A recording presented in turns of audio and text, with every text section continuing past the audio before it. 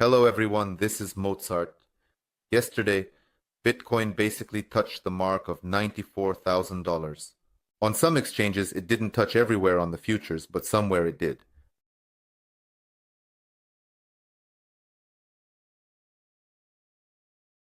But overall, it was close on the futures as well. For example, on Bitstamp, it peaked at 94,057. We are moving up quite delicately without any sharp pullbacks. That is step by step, slowly and gradually, little by little. I have an open trade. Well, you know that. I mentioned it in the Telegram channel. Again, if you are not subscribed, I recommend subscribing to my Telegram channel. The link is in the description below this video. I mentioned that I closed a third of the position at $91,850 as indicated here, and the remaining two-thirds are positioned closer to the $95,000 mark. So what? What question arises here? Is there still room for growth? Because after such a spike, a rather conservative movement follows, and how long can it continue? Graphically, we see something like this being drawn. Well, I won't go down to the 4-hour chart. I can see it already. This is the main ascending channel. The center of this channel is currently at the mark. Yesterday we touched the center, now it's approximately the same $95,000. Its upper boundary is around 100.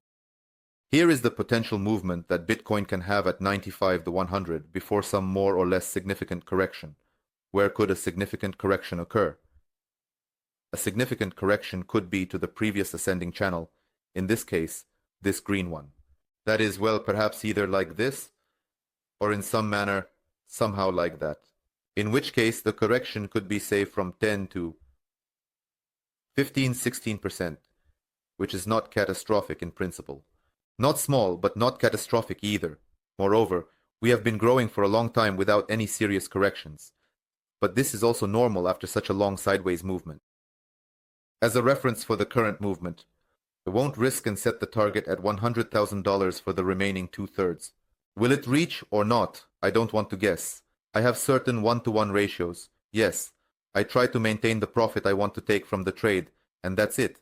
I will leave with it, and then I will either trade altcoins that will rise with Bitcoin, or I will wait for a deeper pullback to enter a position at better prices. That's regarding Bitcoin. And when will the negative scenario occur? In what case can this scenario be cancelled? Well, if we consolidate below this ascending channel. That's it. So, conditionally below the mark of $91,000 as of today. There are no other options here, because we are in the ATH zone and there are no other support levels for it. This can be used to draw a white ascending channel, a potential correction point if it goes down from the current levels. Then right now it is less likely to return to our entry point around 87. Well, it will be a bit further, say 88 to 500, approximately in that format. But for now, the chances of going to 95 and 100 are higher than the chances of correcting from the current levels. I'll explain why. Look, this is actually our realized profit with averaging over 2 weeks. That is such a significant time interval. What is good here? We are drawing the second wave of realized profit. This second wave, and it is going without divergence. That is, it is already moving above the previous one. The slope angle is positive, not negative, according to the indicator, and the slope angle is positive along with the price. Just like that, this is very good. And in this case, even in the event of a correction, if there is a correction, it will most likely just be a correction that needs to be bought back. It will not be a dump and a trend reversal. This is the first point. The second point is the so-called realized price breakdown for short-term holders. The zone of euphoria for short-term holders, when they indeed start to be in profit, so-called +1 standard deviation from the average overall time. That is, if the asset enters the profit zone, it usually stays there for some time. If we are talking about the regular market, then 2021, for example, was the zone of euphoria. If viewed in parts, a month, and then 10 days 2 more times, Yes, about 10 days. So now, after the exit, the euphoria zone has lasted. Well, if we look at the beginning of the cycle from October, night, November, December, it was 2 months here. Well, here, I think, on February 12th, it was about 40 days. The second part, before a long correction. And now we have just exited. The current euphoria zone lasted 4 days. Now it is 1, 2, 3, 4, 5, 6 days. In principle, considering that this zone starts at around 10 days, its duration can at least continue for another conditional 4 days. However, it can also last longer, up to a month. But this is specifically about the euphoria of short-term holders. It is not about the entire market. So, according to the statistics, we are just looking here. Next, this indicator I have already shown you. This is the short-term on-chain cost basis. This is the so-called high band. It is also calculated based on standard deviations, cumulative average. Profits, meaning the price is high compared to the average entry of all short-term holders. We add one standard deviation to this mark to the average overall time, and this is the red line above. In any future cycle, we often touch this line before giving a strong correction. This happened in March of this year. We touched it before a strong correction. It also happened multiple times in 2021. Well, in general, this also happened before the reversal of the global trend in October. Now this red line is at around $100,000. It is dynamic. It moves with the price, with a delay, but it is dynamic. And as long as we haven't touched it, this growth potential remains. Without strong corrections, the growth potential is without strong corrections. But overall, strong corrections for Bitcoin can be considered 15 to 20 to 25%. About that, this is a strong correction, especially under the current liquidity conditions. As long as we haven't touched this line, there is still room here. Next, what do we have here? This is the so-called spending binary indicator. That is, how frequently large wallets in smart money spend their Bitcoins within a 15-day window. I have already shown this indicator, which is not the easiest to understand. But for example, if in a 15-day window, long-term holders sell their Bitcoins for 15 days. That is, they are locking in profits. The indicator shows a value of 1. So in March, before the reversal, it showed a value of 1 from March 10 to March 22nd, which is roughly 1.5 weeks. 10-12 days. Now it showed a value of 1. It did not show. Not once yet. Yesterday it was 0.8. Yesterday it was 0.8. Today it might already be 1, because unloading is visible. This profit locking is also visible. But is this enough for a global reversal? Such a serious correction? Unlikely. I want to see more. The same thing happened in 2021. Here we fought at 1 for quite a long time, almost a month, and then there were divergences with the indicator, and we went down.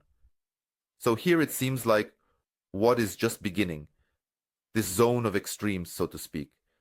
When it starts, it tends to last for some time, especially if it goes without divergence. Well, probably one of the most important factors is the ICE funding rate. The average across all exchanges, specifically for Bitcoin, averaged over 7 days. Well, that is, I am simply averaging with a 7-day moving average. So now it is at 0.016%. At its peak, it was 0.02. If we take the same March, we had a peak of almost 0.05%. And through divergence, we turned around. But that was the second wave of interest. Now we are only in the first wave. And even that is half of the March peak. Even that. Before the approval of spot Bitcoin ETFs, the funding was also off the charts. It was 0.036. Everything was higher than the current value. There is also room for growth here. You can rewind to that. In 2021, there were catastrophic values around 0.12.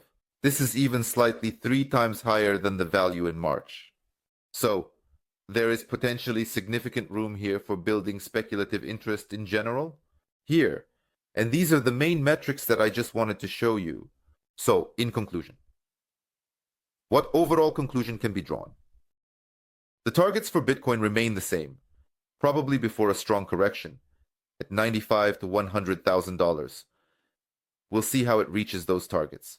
The indicators I showed basically confirm the likelihood that it still has the potential to reach there, well, conditionally, from the current prices, within a range of about plus or minus $2,000 from this range. The scenario will be cancelled if we close below the mark of $91,000. That is then most likely Bitcoin will go to accumulation. But even this will not be a strong correction.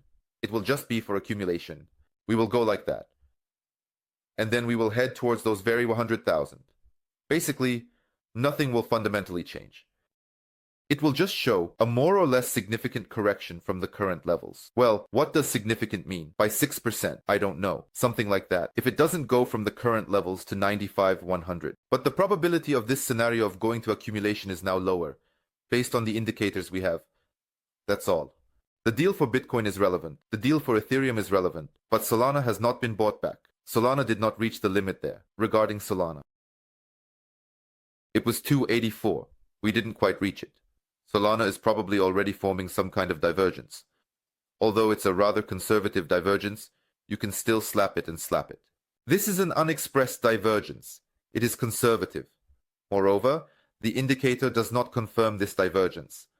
I mean, it does not confirm it. Therefore, regarding Solana, if it were to come right here, I would re-enter here. Well, either Solana does something like this, and then goes like that. When you still need to re-enter here, but I will give a signal in the Telegram channel later. Thank you all for your attention. This was Mozart. Have a good day and goodbye everyone.